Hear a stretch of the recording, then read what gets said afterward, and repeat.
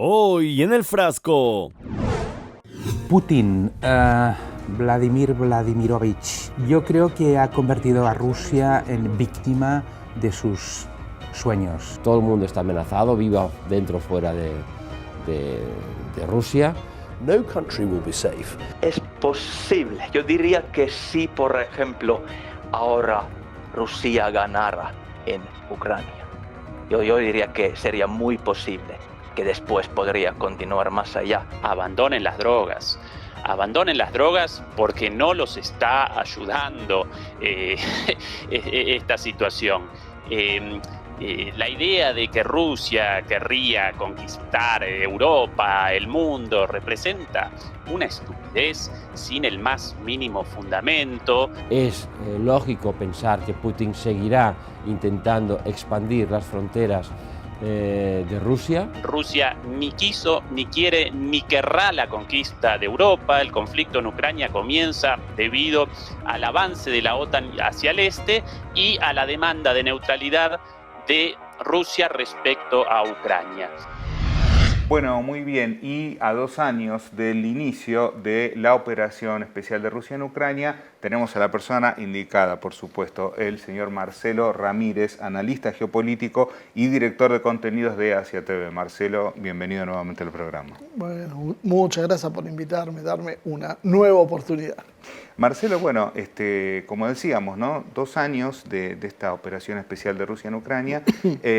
¿Se podría decir a esta altura, digamos, quién claramente se está imponiendo más allá de toda la narrativa occidental, que es bastante abrumadora, por cierto?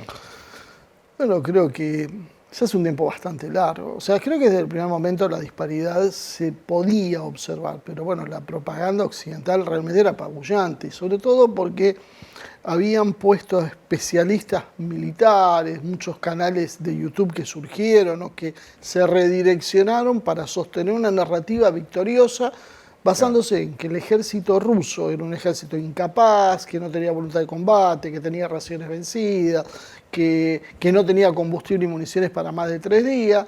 Y bueno, eso no era cierto. Lo único que vimos en todo esto que podía darle algún asidero fueron esas retiradas tácticas, porque Rusia, a diferencia de Ucrania, intentó preservar la vida de sus hombres, entonces buscaron fortalecer posiciones.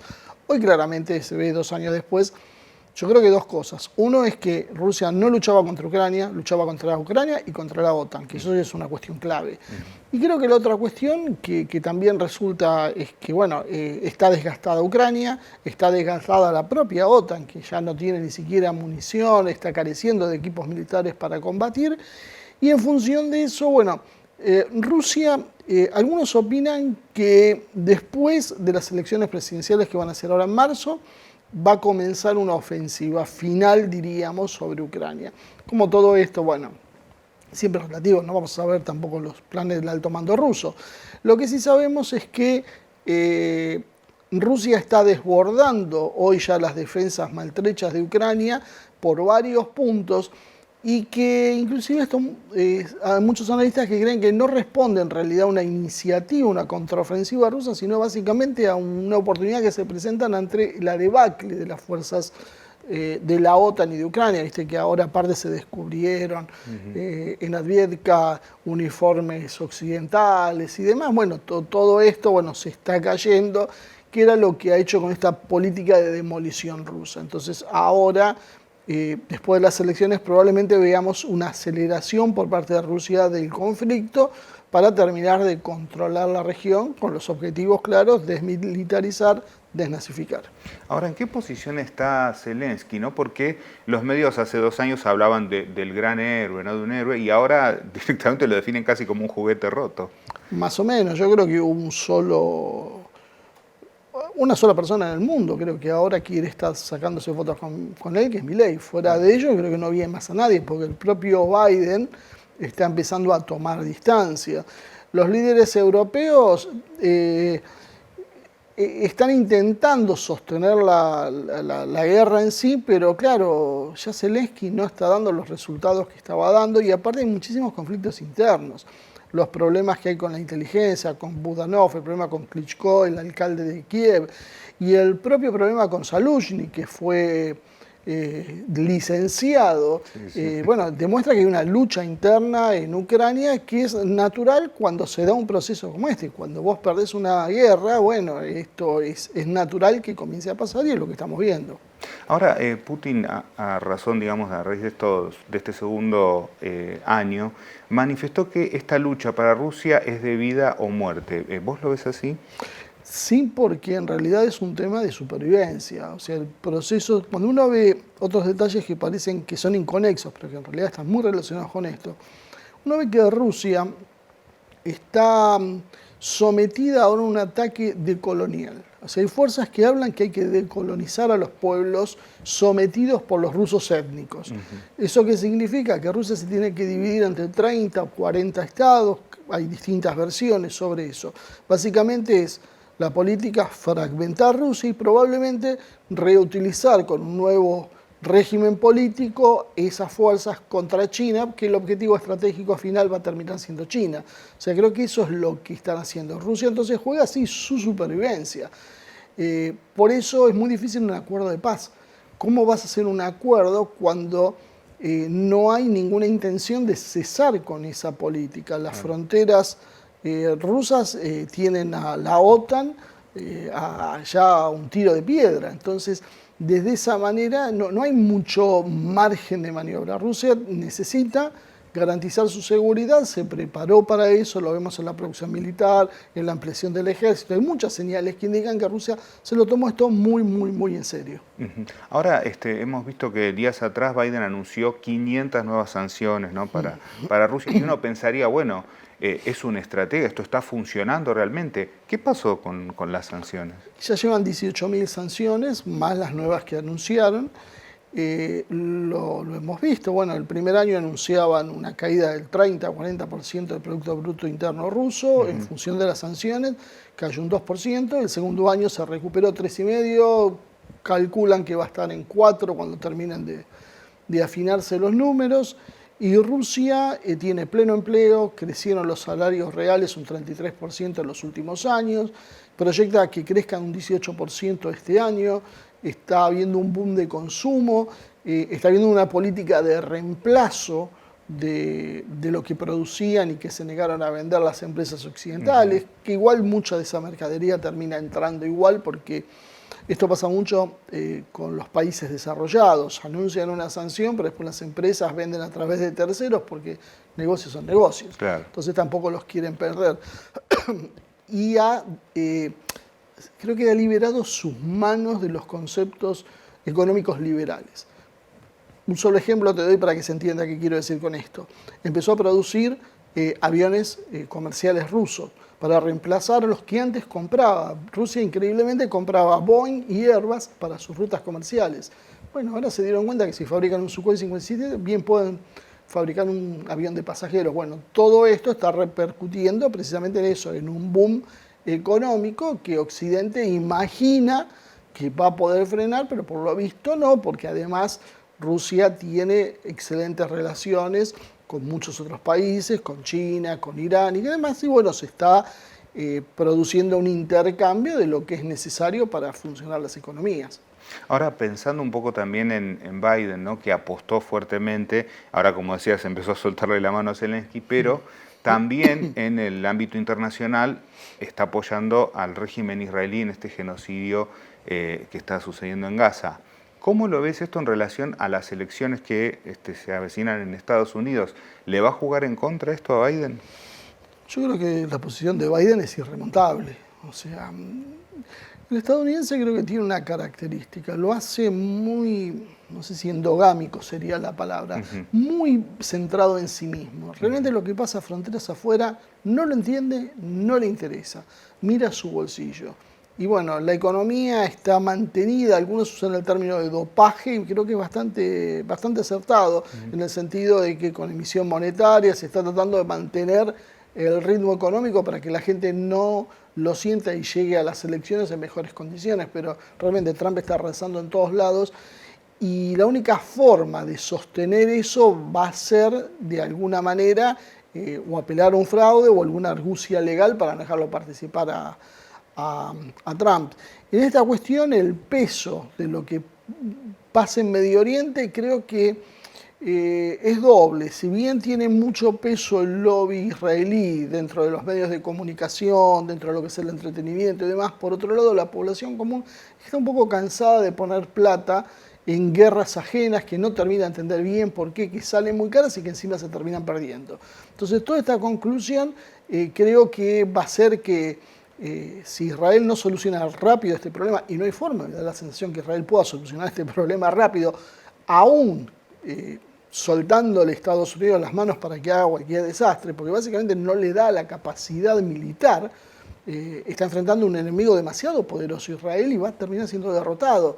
Entonces lo que necesita de alguna manera Biden es que esto se termine lo más rápido posible, creo que para que no lo siga tirando abajo, por lo que te decía antes, porque el estadounidense promedio va a decir, estamos gastando plata, nos están hundiendo barcos, van a morir soldados norteamericanos, ¿a cambio de qué? Exacto. Bueno, vamos a pensar un poco, a hablar en la región, pero sin dejar de hablar de Rusia, porque estuvo el canciller, ¿no?, en Brasil, estuvo en Venezuela y Cuba también. ¿Cuáles crees que son los objetivos estratégicos de Rusia en la región? Yo creo que no es una región prioritaria para Rusia. Creo que sus anillos de seguridad son primero la frontera rusa, esa central, Europa Oriental, un poco de luego viene el resto de Europa, la situación con Estados Unidos, inclusive casi te diría, bueno, obviamente Medio Oriente y probablemente África. Nosotros estamos en una posición muy subalterna, muy lejana a Rusia, y que de alguna manera tiene también gobiernos muy prooccidentales, porque inclusive los gobiernos de izquierda latinoamericanos son muy cuidadosos en esto, son muy temerosos. Por ejemplo, cuando viajó Lavrov a Brasil, siendo Brasil parte de los BRICS, no pudo volar en su propio avión a verlo a Lula, porque simplemente se tuvo que quedar, su avión creo que era en Río, porque no había combustible, porque las empresas son extranjeras y decidieron no cargarle combustible al avión de Rusia, tuvo que usar el avión del canciller Vieira. Por lo tanto, vos ves que es muy difícil esa zona. Por otro lado, creo que empiezan a darse algunas señales como que Rusia empieza a decir, bueno, la guerra es global, y es algo que van, creo que un poco en contra del espíritu ruso. Pero ellos están siendo forzados a tener que entender que no pueden resolver su problema solo, porque el mundo está cada vez más global y vos necesitas dar el combate en todos lados, porque básicamente se necesita equilibrar esto. Y ahí es donde empezamos a ver algunos movimientos de Rusia y de China que son inusitados, no estábamos acostumbrados. El entredicho por el tema de los swap y las compras con Milei, con la cuestión de Taiwán, tiene mucho que ver con eso.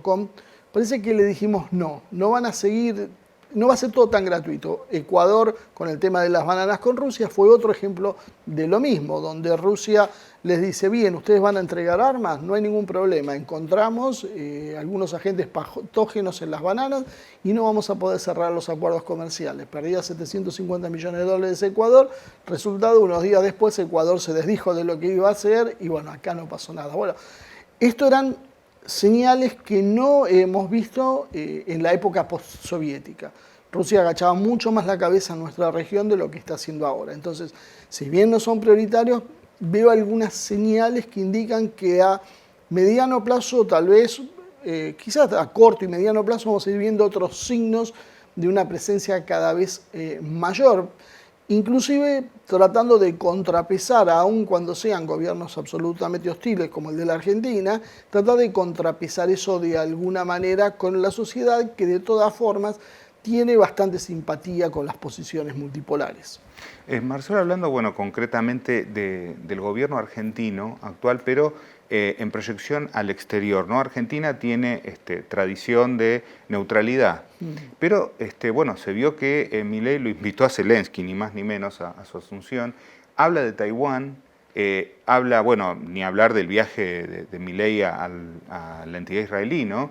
Digamos, esto, responde a los intereses personales de alguien que antepone eso ante su rol de presidente. ¿Cómo lo evalúas? Yo creo que eso es una de las partes, es una visión absolutamente personalista, no está siguiendo una política de Estado.